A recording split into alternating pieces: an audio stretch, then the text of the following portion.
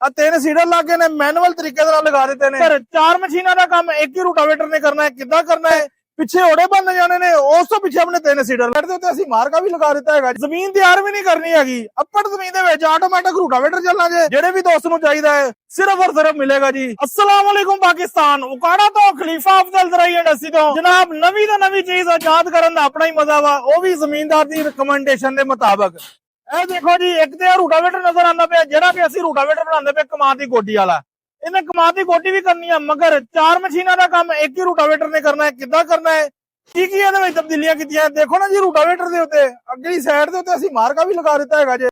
ਦੋਨਾਂ ਸਾਈਡਾਂ ਤੇ ਇਹਨੇ ਮਾਰਕੇ ਦੇ ਉੱਤੇ ਚੱਲਣਾ ਜੇ। ਮਾਰਕੇ ਤੇ ਕਿਉਂ ਚੱਲਣਾ ਹੈਗਾ ਜੇ? ਇਹਨੇ ਨਾਲ ਜਿਹੜਾ ਹੈਗਾ ਨਾ ਜੀ ਆਪਣੀਆਂ ਖੇਲੀਆਂ ਵੀ ਪਾਣੀਆਂ ਹੈਗੀਆਂ ਨੇ, ਵੱਡੇ ਓੜੇ ਪਾਣੇ ਹੈਗੇ ਨੇ। ਸਭ ਤੋਂ ਪਹਿਲੇ ਇਹਨਾਂ ਨੇ ਧੁੱਪ ਵਾਲੀ ਸਾਈਡ ਤੇ ਮਕਈ ਲਗਾਣੀ ਹੈਗੀ ਹੈ। ਮਕਈ ਲਗਾਣੀ ਹੈ, ਕੱਲਾ ਕੱਲਾ ਦਾਣਾ ਲਗਾਣਾ ਹੈਗਾ ਜੇ। ਤੇ ਪਹਿਲੇ ਇਸ ਰੂਟਾਵੇਟਰ ਦੇ ਨਾਲ ਜ਼ਮੀਨ ਤਿਆਰ ਵੀ ਨਹੀਂ ਕਰਨੀ ਹੈਗੀ, ਅੱਪੜ ਜ਼ਮੀਨ ਦੇ ਵਿੱਚ ਆਟੋਮੈਟਿਕ ਰੂਟਾਵੇਟਰ ਚੱਲਣਾ ਜੇ।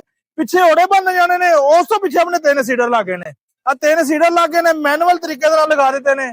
ਧੁੱਪ ਵਾਲੀ ਸਾਈਡ ਤੇ ਪਹਿਲੇ ਮਕਈ ਲਗਾਣੀ ਹੈ। ਪਿੰਡੀ ਪੱਟੀਆਂ ਤੋਂ ਆਪਣਾ ਆਰਡਰ ਬੁੱਕ ਕੀਤਾ ਸੀਗਾ। ਲਾਸਟ ਸੀਜ਼ਨ ਦੇ ਵਿੱਚ ਜਦੋਂ ਅਸੀਂ ਇਹ ਰੂਟਾਵੇਟਰ ਬਣਾਇਆ ਸੀ ਤੇ ਲੋਕਾਂ ਨੇ ਬੜੀਆਂ ਗੱਲਾਂ ਕੀਤੀਆਂ ਸੀ। ਗੱਲਾਂ ਕਿਉਂ ਕੀਤੀਆਂ ਸੀ ਕਿ ਭਾਈ ਜੀ ਇਹ ਨਾਕਾਮ ਹੈਗਾ ਵਾ, ਕਾਮਯਾਬ ਨਹੀਂ ਹੋਣਾ। ਤੇ ਅਲਹਮਦੁਲਿਲਾ ਕਾਮਯਾਬ ਕੀਤਾ ਜੇ। ਇਹ ਮੁਦੱਸਰ ਸਾਹਿਬ ਪਿੰਡੀ ਪੱਟੀਆਂ ਤੇ ਜਾ ਰਿਹਾ ਜੇ ਰੂਟਾਵੇਟਰ। ਅੱਗੇ ਨੇ ਕਮਾਦ ਦੀ ਗੋਡੀ ਵੀ ਨਾਲ ਕਰਨੀ ਹੈ। ਜਦੋਂ ਕਮਾਦ ਦਾ ਆਪਣਾ ਸੀਜ਼ਨ ਸਟਾਰਟ ਹੋਣਾ ਵਾ, ਨਾਲ ਕਮਾਦ ਦੀ ਗੋਡੀ ਵੀ ਕਰਨੀ ਹੈਗੀ ਹੈ। ਪਿੱਛੇ ਨਾਲ ਇਹਨੇ ਕਮਾਦ ਦੇ ਓੜੇ ਵੀ ਚੜਾਈ ਜਾਣੇ ਆ। ਇੱਕ ਛੋਟੀ ਜਿਹੀ ਵੀਡੀਓ ਜੀ ਮੈਂ ਨਾਲ ਅਟੈਚ ਕਰਦਾ ਪਿਆ ਜੇ, ਚੱਲਦੇ ਦੀ। ਇਹ ਕਿਵੇਂ ਵਰਕਿੰਗ ਕਰਦਾ ਹੈਗਾ ਜੇ, ਕਿਵੇਂ ਇਹਦੇ ਪਿੱਛੇ ਸੀਡਰ ਲੱਗਦੇ ਨੇ। 1 2 ਤੇ 3 ਆ 3 ਸੀਡਰ ਲਗਾ ਦਿੱਤੇ ਨੇ ਜੀ।